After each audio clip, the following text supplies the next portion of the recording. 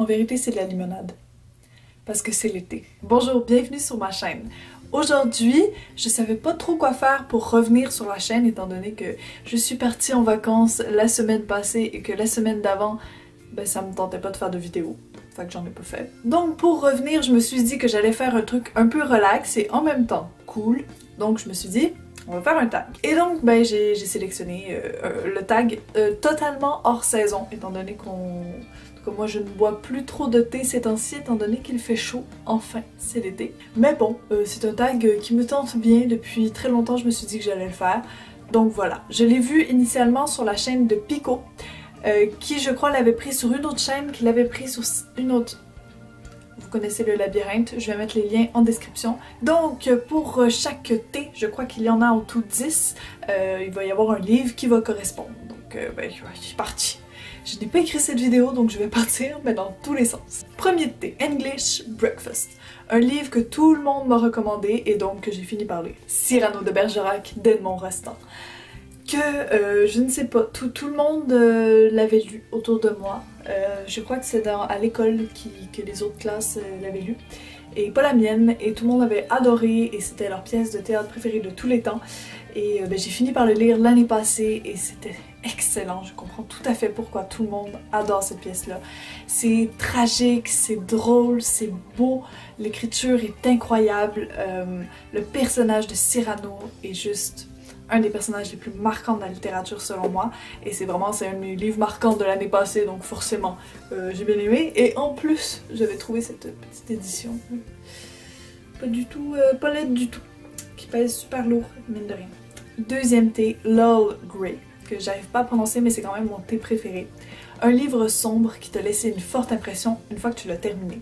Et là je vais vous parler de Tropique de la violence de Natasha Apana. C'est un livre auquel le titre va très bien. C'est une histoire extrêmement violente. Ça va suivre l'histoire d'un jeune garçon qui vit sur une île de France, mais qui est sur laquelle échouent beaucoup de réfugiés. C'est un contexte vraiment compliqué, un contexte politique très compliqué. Les gens se font chasser de là, c'est très tendu, et on se retrouve sur cette île-là avec ce garçon. Et c'était très brutal comme lecture, je peux pas la conseiller à tout le monde. Et je l'avais lu en un après-midi. Et vraiment, je lisais, puis ça me faisait mal, là. Après ça, j'ai lu un petit livre tranquille pour m'en remettre.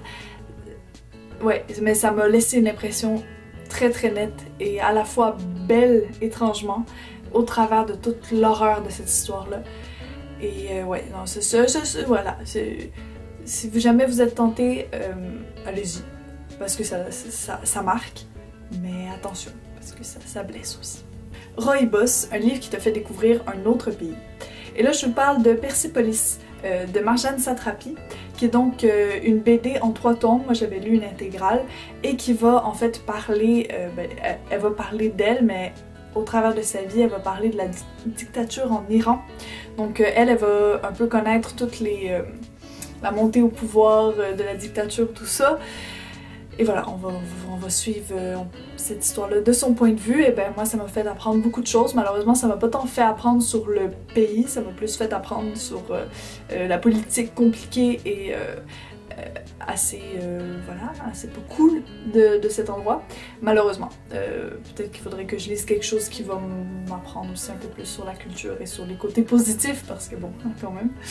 Mais ça apprend énormément, et en fait j'en savais très peu sur cette dictature et sur leur montée au pouvoir et tout.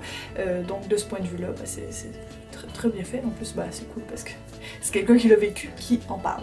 Le thé chai, que moi personnellement j'aime pas tant. Ma chaîne se transforme en critique de thé. Un livre de Tapal que tu es sûr d'aimer, et là j'ai eu aucun doute, j'ai regardé tous les livres de Tapal, et il s'agit de Running Man de Stephen King. Bon déjà à la base Stephen King, je me sens à présent un peu plus en confiance avec lui, maintenant que j'ai lu ça, maintenant que j'ai lu un peu du Fléau, puis que j'ai lu Marche ou crève. Et Running Man, ça reprend beaucoup les thématiques de Marche ou crève. Donc on se retrouve dans le futur, et dans ce futur-là, il y a des émissions télévisées assez cruelles, je dirais extrêmement cruelles.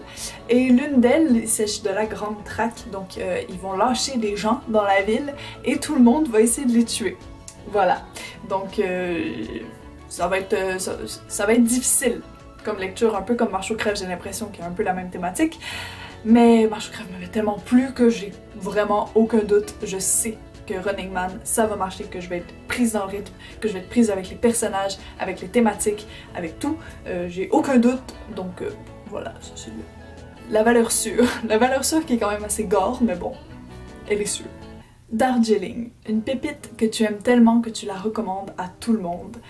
Et je m'excuse pour ceux qui suivent mes vidéos et qui doivent être tellement tannés de m'en entendre parler, mais en même temps je ne peux pas donner un autre titre. Il s'agit évidemment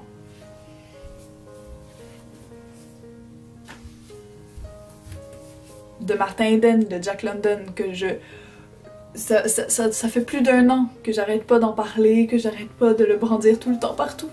Mais c'est vraiment... c'est le livre que j'arrête pas de conseiller. Et voilà, vous en êtes la preuve. J'arrête pas de vous le conseiller. Voilà, moi c'est ma pépite. Que à chaque fois que quelqu'un me dit j'ai envie de lire un livre qui va me marquer, je dis mais lis Martin Eden parce que c'est sûr que ça va te marquer. Bon, peut-être pas autant que ça m'a marqué moi parce qu'on réagit tous différemment à des livres, mais voilà, c'est la pépite que je voudrais que tout le monde lise. Voilà, c'est un livre qui véhicule des valeurs tellement importantes et universelles, je sais pas, mais voilà, ça parle de la connaissance, ça parle des classes sociales. C'est beau, c'est déchirant et c'est important. Donc voilà, je le conseille à tout le monde, Oolong, le genre livresque que tu considères comme ton péché mignon. J'ai envie de répondre que c'est la littérature ado parce que Young Adult c'est comme un peu plus vieux que ado, c'est un peu plus mon âge, genre vingtaine. Donc voilà, comme La Passe-Miroir par exemple, comme tous les livres Percy Jackson, etc. dont je vous ai parlé déjà. Comme aussi les livres de Ren Burroughs, j'ai beaucoup aimé Fangirl, j'ai adoré Eleanor and Park. Tortue à l'infini de John Green, d'ailleurs les John Green je les ai pas mal aimés mais la plupart je les ai lus quand j'étais plus jeune donc j'ai un jugement relatif sur les autres, mais Tortue à l'infini j'avais beaucoup aimé. C'est un genre vers lequel je vais quand j'ai besoin de réconfort, quand j'ai besoin voilà, d'aller mieux et c'est un peu un genre qui est une valeur sûre pour moi. Moins les romances. Les romances peuvent être plus risquées, mais vraiment adolescent, fantasy, Le Clan des Otori par exemple, tout ça moi c'est des bonnes valeurs sûres et c'est un truc que je lis quand justement j'ai besoin voilà, de quelque chose qui carbure. Et puis souvent je lis juste par gourmandise parce que j'aime ça. Ginseng, je crois que ça se dit comme ça. Un livre qui t'a fait sortir d'une panne de lecture. Et je vais vous parler du dernier livre que j'ai lu et qui m'a sorti d'une panne de lecture qui durait depuis 1 semaine. Pour moi, 1 semaine, c'est beaucoup, ok? Parce que j'ai des pannes de lecture très régulièrement qui peuvent durer maximum 1 semaine, 2 semaines, gros max. Et puis là, j'étais plus capable. Et puis, j'ai lu Nous les filles de nulle part. Ça a été un livre qui s'est lu très rapidement et qui m'a beaucoup plu parce que, ben, grâce à son message, essentiellement, étant donné que si vous en avez pas encore entendu parler, mais il y a eu quand même pas mal de pubs autour de ce livre-là, et ça c'est cool. C'est un livre qui va traiter du sujet très difficile du viol et des agressions sexuelles. Et ça va en parler très bien avec un grand panorama de jeunes filles qui vont se rencontrer et qui vont se battre pour essayer de faire que des violeurs soient punis enfin pour leurs crimes. Et voilà, c'était très bien fait. Bon, c'est pas un coup de cœur, ça aurait pu l'être en fait, mais j'ai trouvé que c'était très... aucune place à la subtilité, je dirais, dans la manière de donner le message. En même temps, je trouve que c'est plutôt positif, parce que bon, c'est bon de dire que non, ça c'est un viol. Si c'est non, et puis c'est tout. Donc c'est parfait pour le message apporté. Mais, d'un point de vue littéraire, c'était pas très délicat. Camomille, un livre qui t'a endormi et que t'as pas pu finir. Pour endormi, je me suis dit que ça voulait dire qu'il m'avait donc ennuyé, donc pas fâché, parce que j'ai un petit coup de gueule à pousser pour un livre. Je vais attendre que le bon moment passe. Pour un livre qui m'a ennuyé, j'ai Lettre d'une inconnue de Stefan Zweig. Et oui, ça fait partie de ces livres que tout le monde a aimé. D'ailleurs, c'est une nouvelle, elle fait genre 96 pages. J'ai juste pas réussi à la terminer parce que j'ai pas aimé l'écriture. Je crois que c'était l'écriture, je sais pas trop. J'ai trouvé ça vraiment lourd, vraiment long. Non, je suis juste pas arrivée. Il fallait que je me force pour réussir à arriver jusqu'au bout. Fait que à partir du moment où je me force, j'arrête. Déception quand même, hein. Je pense que le style de Zweig est juste pas fait pour moi parce que j'accroche pas. L'Assam, un livre qui t'a chamboulé mais que t'as pas pu lâcher avant de l'avoir terminé. Et pour ça, j'aurais pu donner Les Tropiques de la violence, mais j'en ai un autre et il s'agit de Charlotte de David Fuenquinos. Charlotte, je vous en ai déjà parlé, je pense, sur ma chaîne, ça va faire assez longtemps. Et ça a été un coup de cœur, c'était une lecture magnifique, vraiment magnifique. Son choix d'écriture, c'était d'écrire une phrase par ligne. Donc ça donnait un texte très aéré et avec un côté très poétique. Mais c'était une histoire vraiment difficile, vraiment très triste. Donc Charlotte, ça va raconter l'histoire de cette peintre juive qui va se faire assassiner par les Allemands pendant la Seconde Guerre mondiale. Et voilà, c'est pas une lecture facile, mais c'était fort, c'était très très fort et je l'ai lu en un après-midi. Ça aussi, on dirait que j'aime bien lire les livres difficiles le plus rapidement possible. Thé vert matcha, je déteste le matcha. Parenthèse critique de thé. Je déteste le matcha. Le livre que tu considères comme le joyeux de ta bibliothèque. D'ailleurs, je trouve la formulation vraiment drôle. Je pensais que c'était joyau, mais non, c'est joyeux. Et donc, pour joyeux, je choisis la trilogie marseillaise de Marcel Pagnol, que j'ai adoré, déjà, de base. C'est même pas que c'est un livre particulièrement joyeux. Il y a quand même des petits drames dedans, c'est un amour contrarié, ça peut être très triste parfois. Mais j'en garde une impression tellement positive et quand j'ai terminé en fait la trilogie, j'avais juste le cœur réchauffé, je me sentais bien. C'est vraiment un truc, je sais pas, ce livre-là il dégage quelque chose de bon, de positif, de très bienveillant. Je pense que c'est ça le bon mot.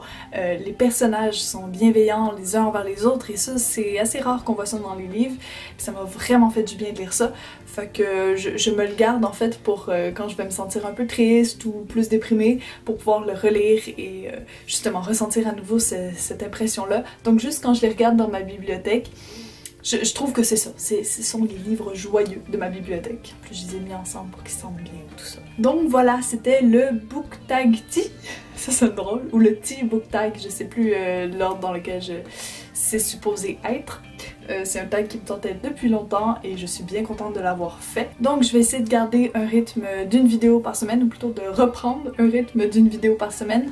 Peut-être que des fois je vais sauter une semaine ou des trucs comme ça cet été, étant donné que j'ai un horaire plus chargé. Mais bon, on continue comme ça et puis je suis bien contente d'être de retour. Et je vous dis, mais faites de belles lectures, passez une bonne semaine et à très bientôt. Finalement, je prendrais peut-être un thé après ça. Qu'est-ce que j'ai? Oh, j'ai du thé froid!